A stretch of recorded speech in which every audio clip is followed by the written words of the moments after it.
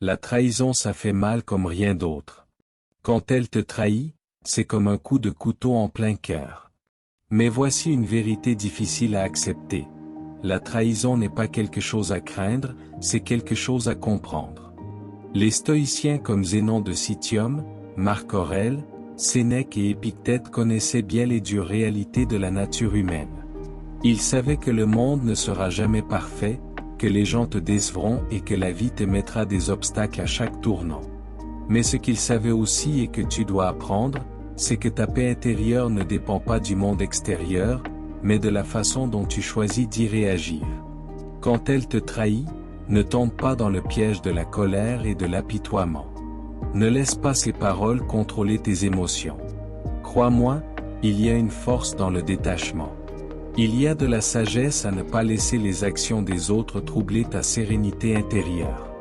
Les stoïciens pensaient que la véritable épreuve du caractère d'un homme, c'est la façon dont il réagit à l'adversité.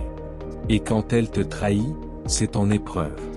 Les premiers mots qu'elle dit, les excuses qu'elle donne, les justifications qu'elle trouve, ce ne sont pas juste des paroles vides. Ce sont des signes psychologiques, des indices sur les dynamiques cachées de la nature humaine. Plongeons ensemble, guerriers, et découvrons les vérités derrière ces mots. J'ai besoin de plus de temps seul. Quand elle te dit ça, ce n'est pas une simple demande, c'est un retrait émotionnel. C'est un signe clair qu'elle n'est plus investie dans la relation comme toi. Ce n'est pas une question d'espace pour se retrouver, c'est une façon d'établir de la distance émotionnelle sans l'exprimer directement. Soyons honnêtes. Quand elle dit qu'elle a besoin d'espace, c'est parce qu'elle ne ressent plus la connexion qui existait entre vous. Tu pourrais essayer de te convaincre qu'elle a juste besoin de réfléchir ou que c'est une phase. Mais au fond, tu connais la vérité. Elle s'éloigne, et elle utilise cette excuse pour adoucir la réalité. Ce n'est pas un signe d'hésitation, c'est un signe qu'elle a déjà pris sa décision. Ce n'est pas une question de toi, c'est une question d'intérêt qui s'efface de son côté. C'est ici que le stoïcisme peut t'aider. Sénèque disait que nous devrions observer les événements extérieurs avec le détachement d'un spectateur impartial. Se retirer, oui, mais c'est une partie de la vie, une partie de la nature humaine. Tu n'as pas besoin de réagir émotionnellement à cela.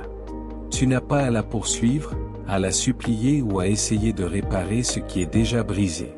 En choisissant de rester calme, maître de toi-même et serein, tu montres ton respect pour toi-même. Tu prouves que tu peux traverser la tempête sans te perdre dedans. Accepte la situation telle qu'elle est, guerrier. Sa demande d'espace est sa façon de fermer la porte, et essayer de la rouvrir ne te mènera qu'à plus de frustration. Comme le disent les stoïciens, ce qui dépend de nous, ce sont nos propres actions et réactions. Ce qui ne dépend pas de nous, ce sont les actions des autres. C'est le moment pour toi de reprendre le contrôle de ton destin, de te détacher du résultat et de te concentrer sur ta propre évolution. Laisse-la partir et concentre-toi sur toi-même, sur la meilleure version de toi. Parce qu'au final, c'est toi qui as le contrôle sur ton avenir, pas elle. On est juste amis. Quand elle te dit « on est juste amis » en parlant d'un autre homme, ce n'est pas une déclaration neutre. Elle est en train de poser des limites avec toi, et ces limites cachent une vérité bien plus douloureuse. Elle est émotionnellement investie ailleurs. Ce n'est pas juste une façon de te mettre dans la friend zone, c'est sa manière de te dire que quelqu'un d'autre a pris la place que tu occupais autrefois.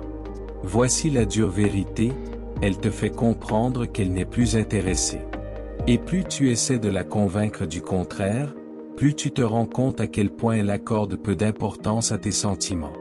Si elle utilise déjà cette phrase en parlant d'un autre homme, la relation a déjà changé. Son cœur et son esprit sont ailleurs, et cet homme est celui qui a toute son attention. Arrête de te mentir, guerrier. Elle ne parle pas de lui par hasard. Elle s'éloigne émotionnellement de toi tout en restant proche de lui. Cet ami est sûrement quelqu'un à qui elle se confie, quelqu'un qui l'écoute et avec qui elle ressent de l'excitation, pendant que toi, tu restes dans l'ombre à t'accrocher à une version d'elle qui n'existe plus. Cela fait un moment qu'elle s'est détachée, et maintenant elle est simplement honnête en présentant cela sous forme d'amitié. Les philosophes stoïciens, en particulier Marc Aurèle, comprenaient l'importance du contrôle émotionnel dans ce genre de situation. Il disait, ce n'est pas la mort qu'un homme doit craindre, mais de ne jamais commencer à vivre. Ici, c'est la même chose. Ce n'est pas la fin de cette relation qui devrait te faire peur, mais l'idée de rester coincé dans une situation où tu n'es pas apprécié à ta juste valeur. Quand elle dit, on est juste amis. En parlant de lui, c'est un signal clair qu'il est temps d'arrêter de te battre pour une connexion qui n'existe plus. Tu mérites quelqu'un qui reconnaît ta valeur et qui te désire sincèrement, pas quelqu'un qui te garde comme option de secours pendant qu'elle donne son attention à un autre. Tourne la page. Pars avec dignité, ta valeur ne dépend pas de son attention. Elle réside dans ta capacité à voir la vérité et à agir en conséquence. Je dois faire des heures sup. Quand elle te dit je dois faire des heures supplémentaires, comprends que ce n'est pas un problème d'emploi du temps. C'est une manière déguisée de s'éloigner émotionnellement de toi sans l'exprimer directement. C'est une excuse pratique, un bouclier qu'elle utilise pour éviter d'affronter la véritable raison, elle n'est plus investie dans la relation. La dure réalité, c'est qu'elle utilise son travail comme une distraction.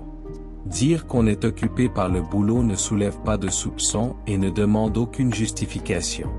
Mais en réalité, ce n'est pas son travail le problème, c'est elle.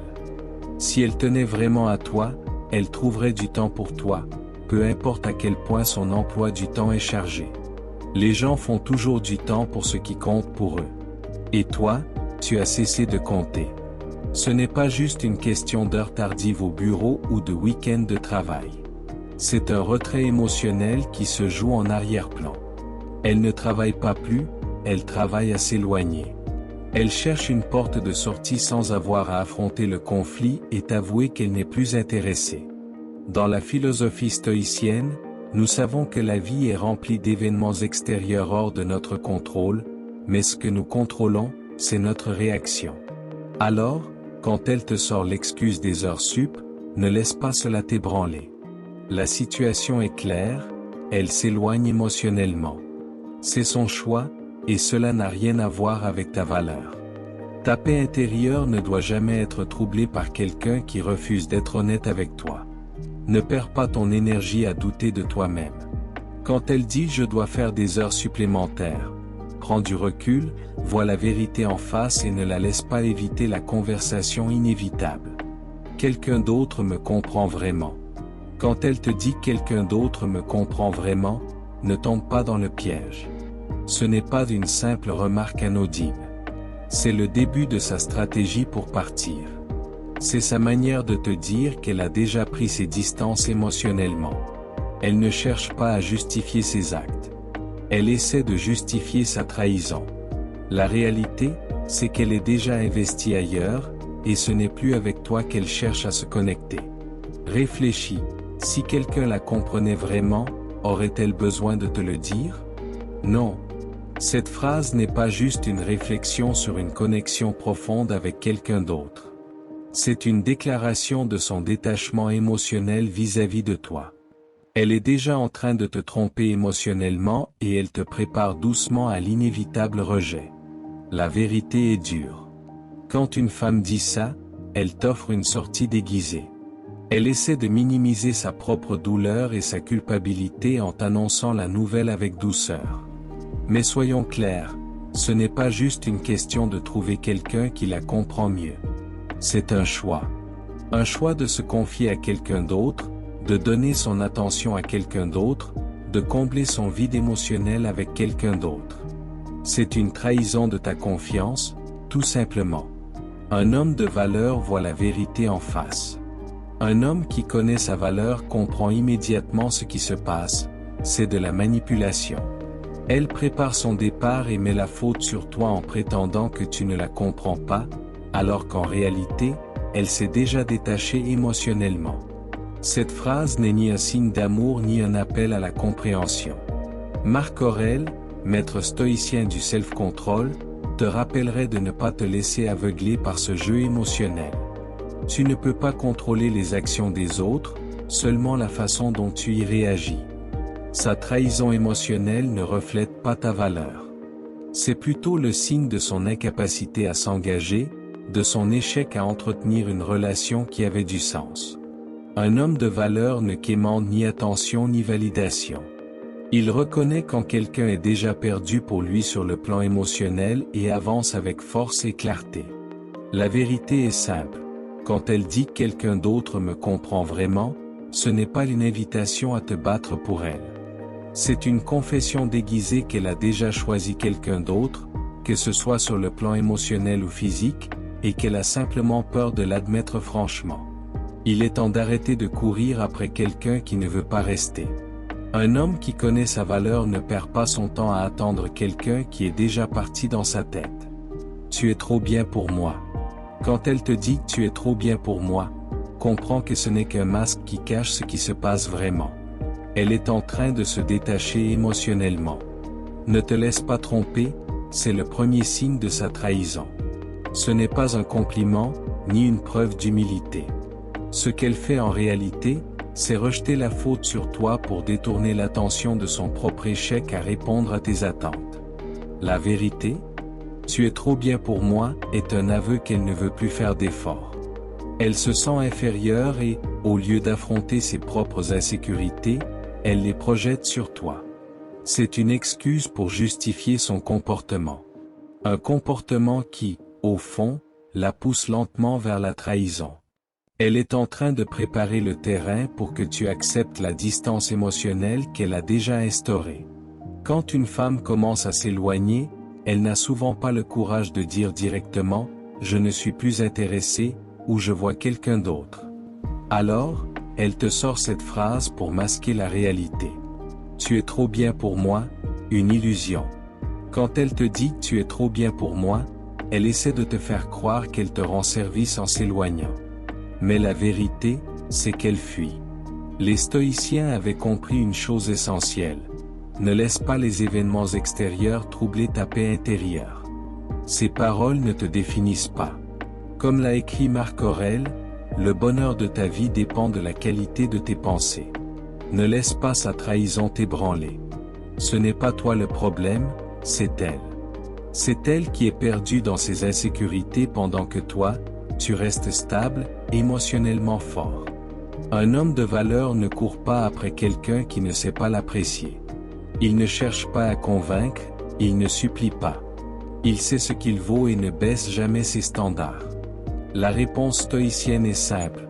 Ne laisse pas son manque de maturité émotionnelle devenir ton fardeau. Avance avec dignité. La trahison est inévitable, mais ta réponse t'appartient. La trahison fait partie de la vie. Et quand elle arrive, les premiers mots qu'elle prononce chercheront à te manipuler, à t'amener à croire une histoire qui n'est pas la tienne. Mais un vrai stoïcien sait que ce ne sont pas les mots qui comptent, mais la façon dont il y répond.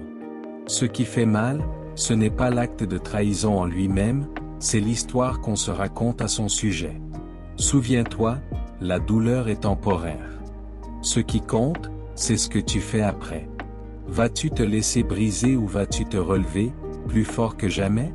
Les stoïciens nous enseignent que la vraie force intérieure ne se construit pas dans le confort, mais dans l'épreuve. Cette trahison est ton opportunité de grandir. Alors, quel sera ton choix? Laisser cette épreuve te définir ou l'utiliser comme un carburant pour t'élever à un niveau supérieur?